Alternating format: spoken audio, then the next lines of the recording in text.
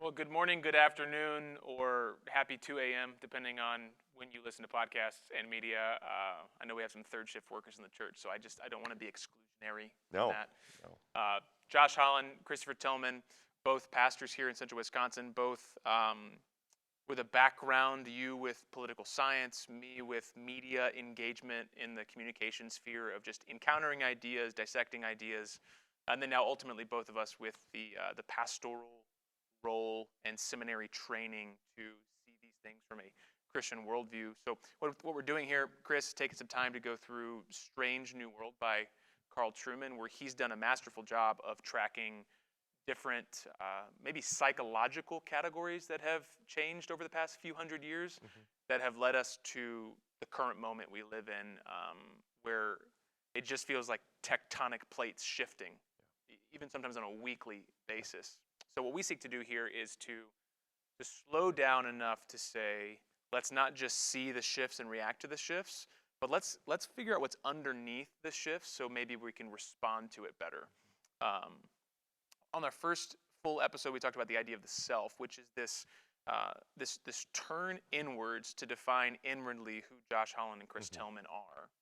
And now we want to discuss something called expressive individualism, another term from Trueman's book, where after you have turned inward, you now need to express outwardly. Chris, why do you need to express outwardly? Why is it not good enough to just turn inward and say, okay, I now know who I am? Yeah, so I think going back to the previous discussion we had in the last episode regarding the nature of the new self, I think probably want to use that word to kind of differentiate, because self has always been a category. It's always been an idea. It's always been a word that's been used.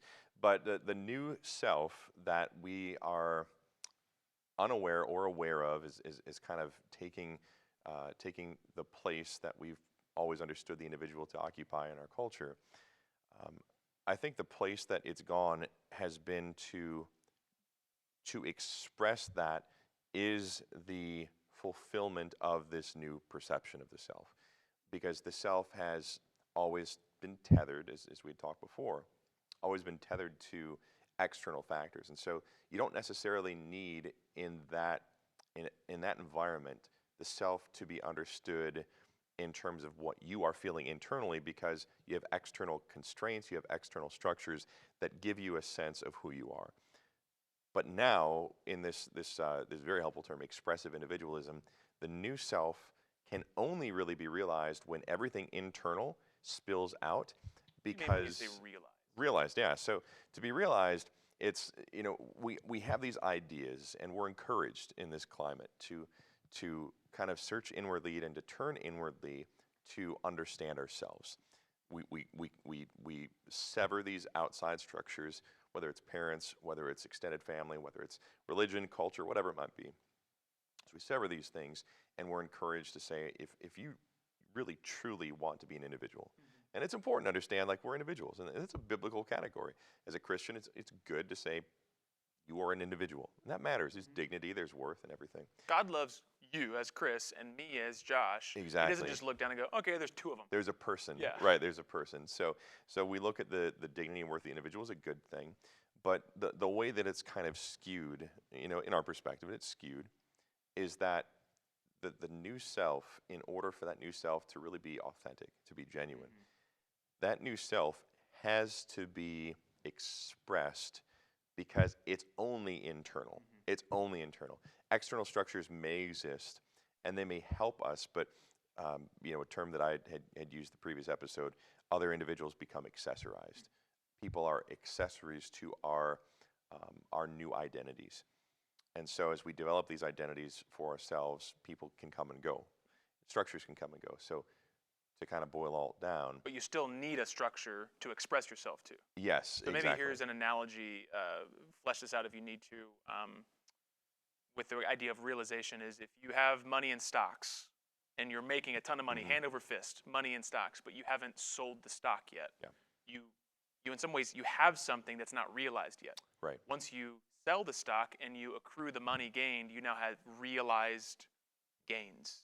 Yeah. And so similarly, you may invest, you're investing and turning inward, you're finding out about yourself, you're looking at yourself, but it's not realized until it goes outward. And I think that's they're tandem. Mm-hmm. Like they can't be separated, except for it's helpful to separate them for the purpose of our discussion. And just one more by way of caveat is, once again, when we talk about turning inward to find out things about yourself, we both believe as pastors that that's a good thing to do, and a good thing to do regularly. Within boundaries. Yes, and the boundary being that's not the ultimate. Yeah. It's not that ultimately Josh is the only agent, the only self that defines who Josh is. That God has made communities like the church and authorities like His Word, and ultimately Himself as an authority and an outside structure to define who I am. And so it's the inward turn and the outward expression when made the ultimate thing that becomes the problem. Yeah, and I think, going back to your stock analogy, Josh, it's helpful because what we deal with is, I would say, social capital now. So in order for you to have your stock realized, your individual stock realized, you have to cash it in and receive social capital. You need other people, other selves, to look at you and say, I agree with you because we're everybody in this atmosphere says, yes, I want to be an individual. I want to be realized for who I actually am. And so if you affirm me, I'll affirm you. Even if these things could be completely different, if they could be completely, make sense as yourself and myself, different conceptions of ourselves, the more important reality there doesn't have anything to do with objective outside external standards. It really comes down to what do the other individuals around me, how are they willing to come and say, when you cash in your stock of your individual self, I'm going to give you a return of social capital, saying, I affirm who you express yourself to be. Let me ask you this, Chris. What about that is good and necessary? Mm-hmm. The idea of me as an individual needing a group around me that can understand me and love me and affirm me. What about that is good before we get to what about that is problematic? Yeah.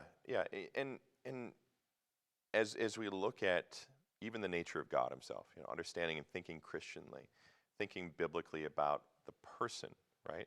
So we are, in the great biblical tradition of those who look at the being of God and say that God is one in essence and three in person. So you even see in Jesus's discussion of His relationship with the Father, there's all this language that Jesus talks richly about the Father's approbation of Him, the approval of the Father toward the Son. And so the Father looks at the Son and says, I love you. I value you. You are, and He even fills it in at times saying, for this reason the Father loves me, because I lay my life down for the sheep. And so there's rich language there that even affirms, as we look at God's personality, that there is something to be treasured in the looking at an individual and affirming worth, affirming dignity, affirming value. And so there is goodness as we think Christianly. There's a goodness in looking at other people, and I think there's a liability that the church has had, just to be perfectly clear and upfront about this, that even if we criticize expressions of the self and we look at problematic, biblically speaking, problematic expressions of the self through lifestyle decisions and so forth, there's been a problem, I think, that the church has had for some time of, at the very least, looking at an individual and saying you have dignity and value and worth. And I think people who are not Christian people will perceive Christian people as diminishing their worth and dignity and value, not only because we don't affirm their lifestyle decisions, but because we can be jerks about it. And we can just look at people and say, because of these things, you have no worth and dignity and value. And I think that's been a problem for the church for quite some time. And so, to one degree, as we look at this expressive individualism. If I could maybe define that clearly, one example would be an outward expression of individual feelings right now would be homosexuality, right? So you express both in action homosexuality and in maybe June is Pride Month, where you come out to your family. There's just an emotional expression there that you want people to affirm. One thing that Christians we have done poorly is we will at the same time look at someone who is attracted to the same sex and we'll say, you really shouldn't define yourself by that. At the same time, we'll define them by that. Right. So we'll say, you should not say that my identity to be expressed outwardly because of how I feel inwardly is that I am gay. You shouldn't say I am gay. That's an action, not an identity. But we will look at you only as that. We will define, Right. and that's a big problem. And Yeah. so it's not just an out there thing, it's an in here Right. thing. And what you've maybe teased out a little bit is that even in your phrase of like a lifestyle decision, which I think people would wildly disagree with if they're not Christian, and that's okay. But what you mean is there's an action you're taking that is you're gonna use to define you, but it shouldn't define you. It's a decision you make.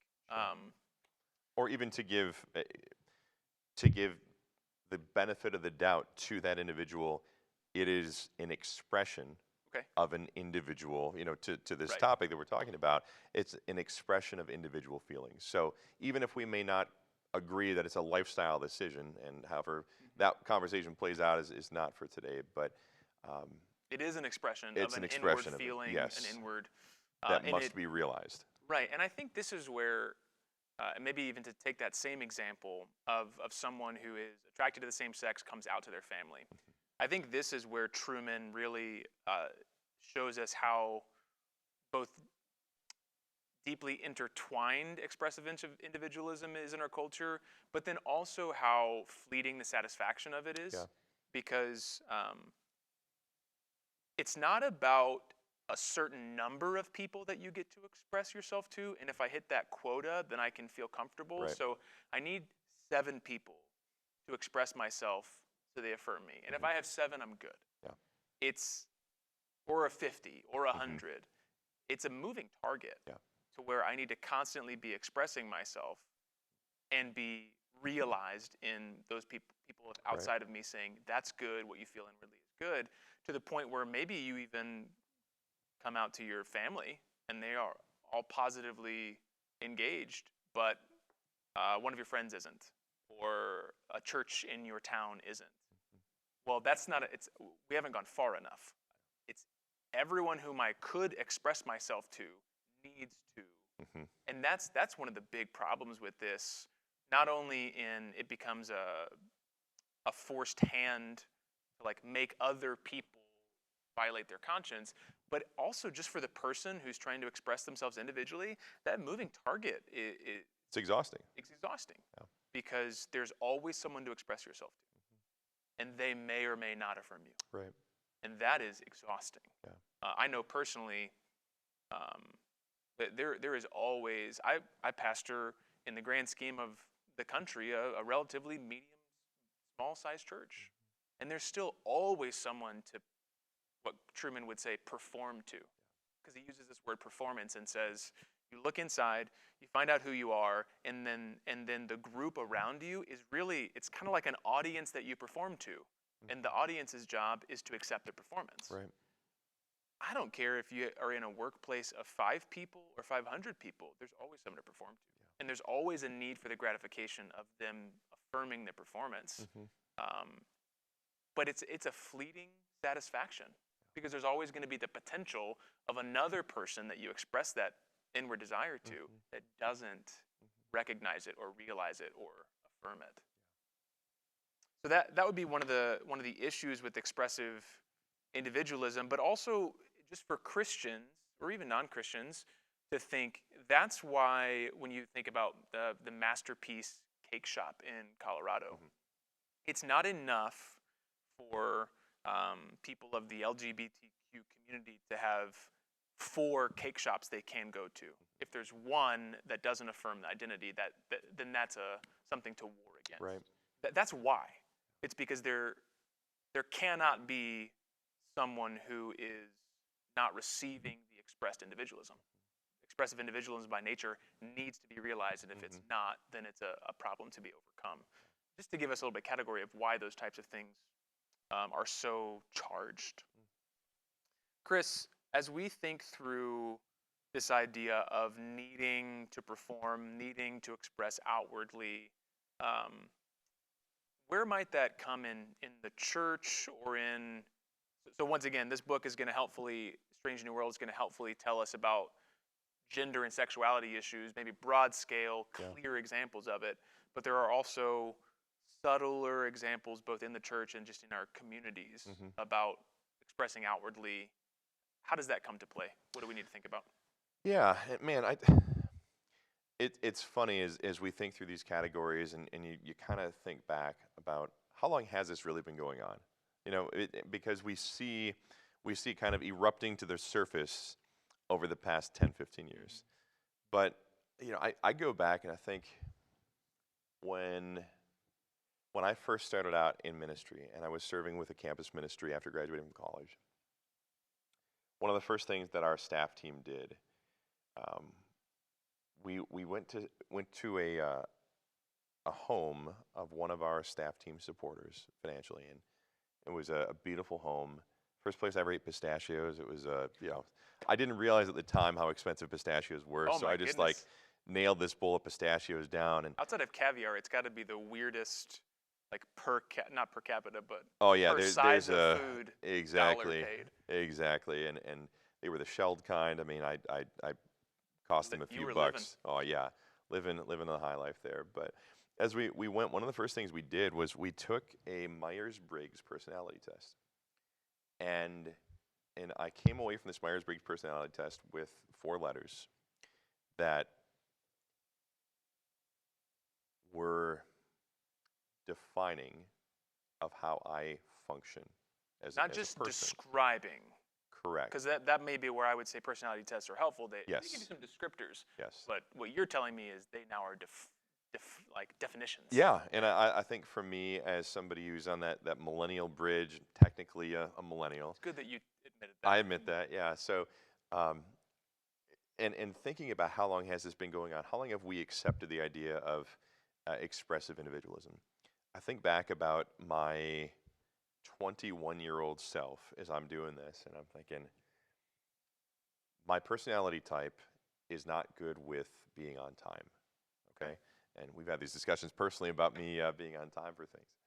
And He was early today, by the way. oh, I was early. Just for the record. I was early, and that felt good about that. But you know, my 20-year-old self or 21-year-old self saw that, and I'm like, okay, well, this makes sense why I'm late.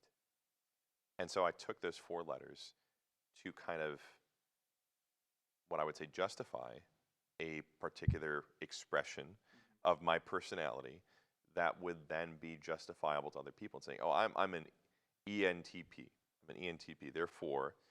Therefore, being late is just part of who I am. And so you shouldn't really come down that hard on me for being late because this is just natural to who I am as a person. And so I think, and I go back to that, and I think, okay, how long have we done this? How long have we been doing these things? And what comes to mind then over the church as a whole, something that I really kind of dislike, and you know, if anybody's watching and they like these, I'm sorry for offending you, but these personality inventories we do for spiritual gifts. And so people will fill out these forms, and I don't know if, you know, BuzzFeed gives the information to Christians to fill this out for themselves, but there's a form that people typically fill out. You're talking about the which Harry Potter character are you? Yeah, BuzzFeed? yeah, except which spiritual gifts do you have? And so the Christian BuzzFeed version of this. And so we'll fill out this questionnaire, maybe 100 questions long, because we want to make sure it's thorough. We go through this, and then we come up with the results of what spiritual gifts do you have? Now, as a pastor at this stage in life and ministry, I think there's...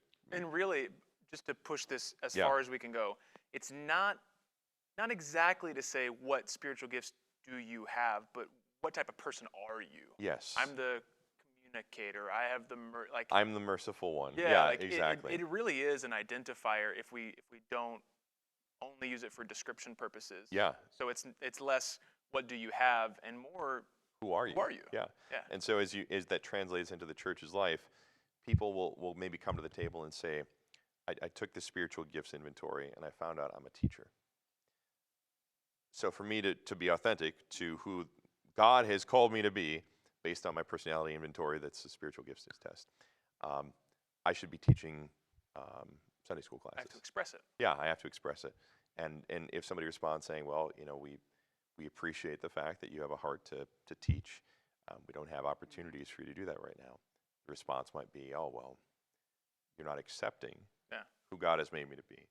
Yeah, you see And that in calls to ministry where healthy groups will say you need to have both an inward call and an outward call. exactly. You need to have an inward desire. We do this with elders of the church. Mm-hmm. Elders both need the noble desire to be an elder Yes. and the group affirmation of other elders and the church. And an objective set of Yeah. characteristics that define an elder as well. So, I mean, Paul is clear. The inward desire needs to be there, but it's not inward desire immediately goes to outward expression. Right. There also needs to be a community that is helping you form and question and shape that inward desire. So I think those are some good things. Is like we tend to operate in silos and say, let me find out who I am, and then I need to express it. Yeah. But the church has been given to the individual to sand and mold and shape. And I would say one analogy I would use in regards to the fleeting nature of expressing yourself in order to be recognized. Back in college, I dropped a handful of pounds in a very short period of time. And I remember it was about February to May where I lost like 70 pounds. So it was a sizable difference. And I came home, and the first people I saw, I was dating a girl at the time, I walked in her family's house, and they were like shocked. I mean, what? Like turn sideways. And I mean, it was like for me, I felt so good. Yeah. People were affirming really hard work that I put in. And I don't think there's anything wrong with that. Sure. What I did notice years later is that every room I walked into, I wanted the same reaction. Yeah. And that I got it for an entire summer because I kept seeing people I hadn't seen in a long time, people at church, people from high school. Most rooms I walked into, I had people outwardly affirming who I was. Yeah. The problem was eventually that died because eventually I hadn't lost 70 pounds anymore. I was just the size I was. Yeah. And so what happened was I would start bringing it up to people. I would be in a group of someone who maybe just met me, and I would somehow weasel the conversation to weight loss and then show them a Facebook picture so that I could express something and they could recognize me. And I remember how reflecting on just how sinister that was and how fleeting it was because I needed the next person to know. Right. I needed the next person to know. I needed the next person to know. And so that would be my honest assessment and just call to anyone is if you're operating with a form of self-expression where you need the next person to affirm you, then that's a pretty crippling place to be because I've been there. You've been there. Oh, yeah. Yeah. And where the gospel comes in is God defines who you are, defines who yourself is, made in the image of God. God gives you a community to remind you, Chris, you're a son of God. Like that's who you are. I want to affirm you in that, even if we want to use the affirmation language. To the point where you and I can fail, you and I can have parts of ourselves that other people dislike or like, but that's not driving who we are. Yeah. Actually, what drives who we are is God's expression of who we are. Yeah. And within that context, we're actually more free to express the weird parts of who we are because, I mean, there are jokes you say that I don't think are funny and vice versa, and things you like that I don't like, and we're in different generations, and yet there's not a constant need for you and I to be affirmed by one another because ultimately our greatest affirmation is God in Christ has made us brothers. And that's stable and that's steady.